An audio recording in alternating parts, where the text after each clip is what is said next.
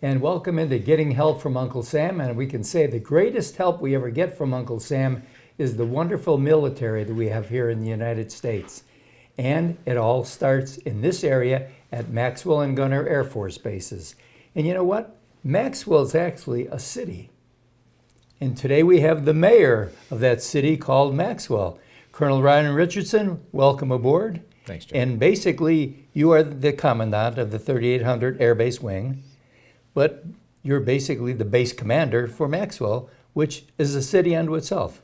Yeah, it absolutely is. You know, it's a power projection platform for national security, and that. But to your point, right? It's a home. That's right. It's where we come to work. We're blessed to serve with combat medics, combat support airmen, air power practitioners, thinkers, academics. But we have much of the same pattern of life, right, that you enjoy right outside of the fence. We've got places to eat. We have places to recreate and work.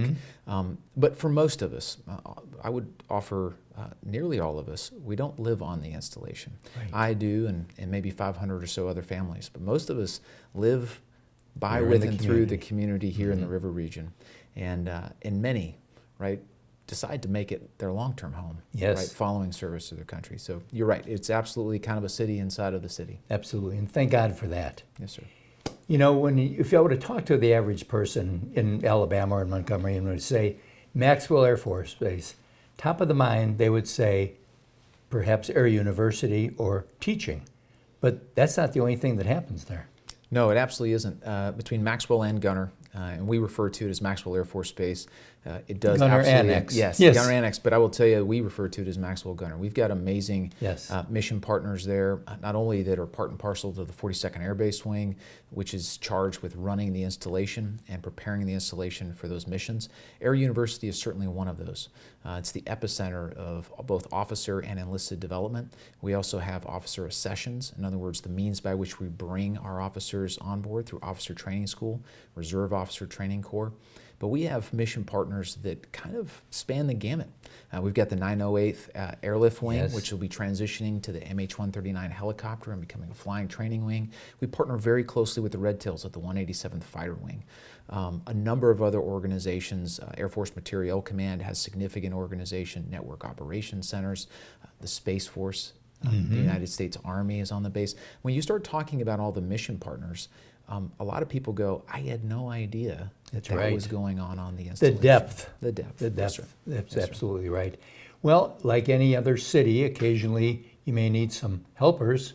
And how about civilians? Are they able to actually get jobs on the base? Yeah, absolutely. So again, not too dissimilar from other organizations. We're always looking to onboard talent, right, into the Department of Air Force, or we have a number of contractors that work and provide support and enable our missions. There are persistently opportunities, and I will tell you that we're always looking for people interested in joining that team, right? So USA Jobs is a website that you can go out to. Okay, it's pretty we'll put intuitive. that on the screen. Absolutely, it's very intuitive. You go out, you plug in Maxwell Gunter, and you'll see the opportunities that are available to apply and work. And you know, a lot of people have the idea that maybe Maxwell and Gunter are kind of downsizing a little bit, but you've had some significant growth in buildings and facilities there, haven't you? Yeah, so certainly, you know, not too dissimilar from other installations around not only the continental United States, but the globe, right? As missions and threats to our national security change, we change mission sets. Some people look at that as a drop in mission. We look at it as a change of mission.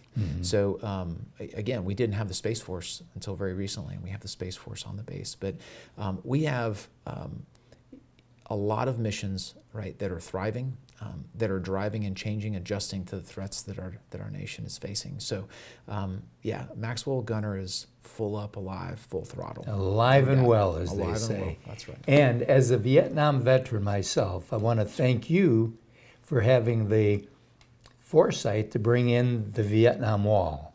As we sit here today airing this show, today's the day the wall arrives in Montgomery.